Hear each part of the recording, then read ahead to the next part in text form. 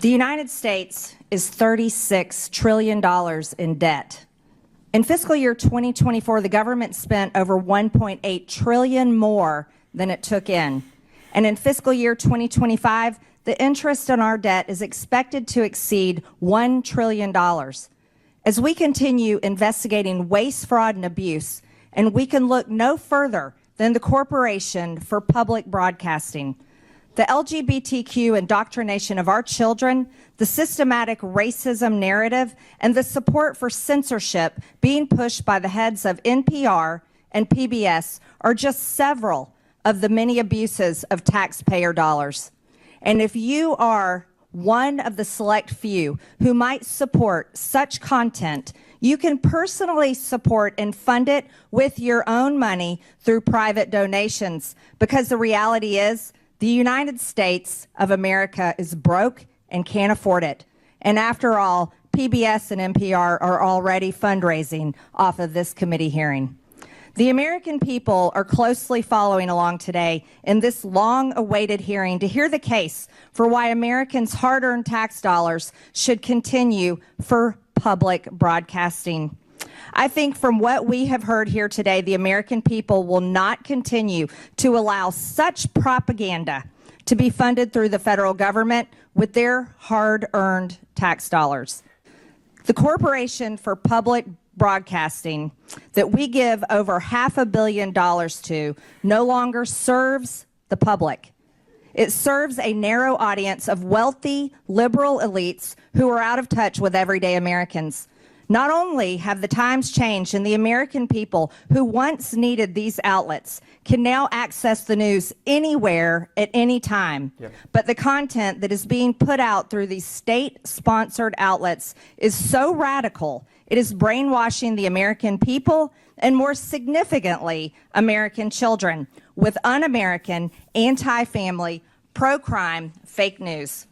The American people do not support their taxpayer dollars going to NPR articles like, "How is sex determined? Scientists say it's complicated," which discusses how biological sex is not limited to male or female. Or another article about how stories on crime are rife with misinformation and racism, or about how birds and trees are racist. Over a 7-month period, the Media Research Center discovered the PBS NewsHour gave over 90% of the airtime to the left on gender ideology stories, 90%. As mentioned earlier, PBS was the outlet that featured the child predator drag queen on the education show for kids ages 3 to 8 years old. And to clarify the record, because our witness, Ms. Kerger, lied under oath and said it wasn't featured on PBS, this show was aired on PBS on April 1st, 2021, and we will take a look at this video right now. We're using a TV today because our audio system is having problems. Let's go ahead and watch this video. Singing voices ready. And we're going to start with our hips. The hips on the drag can go swish, swish. Disgusting. Swish, swish, swish. The shoulders on the drag can go shimmy, shimmy, shimmy. Absolutely disgusting, deplorable. Shimmy, shimmy, shimmy. This was shown to children. Blah, blah, blah. That is disgusting. I can't even watch this. The mouth on the drag can goes blah, blah, blah. All through the town. So, get your singing voices. The hips go swish, swish, swish. Oh God, that's so disgusting. The shoulders go shimmy, shimmy, shimmy. That's repulsive. That's not what children ages 3 to 8 should ever be watching. A grown biological man posing as a woman. And by the way, Ms. Kerger, that was aired on April 1st, 2021. And then something happened. It wasn't an accident. And it wasn't just for a brief time that it was up. It was aired April 1st, and then somehow it expired May 24th. Later on, it was taken down.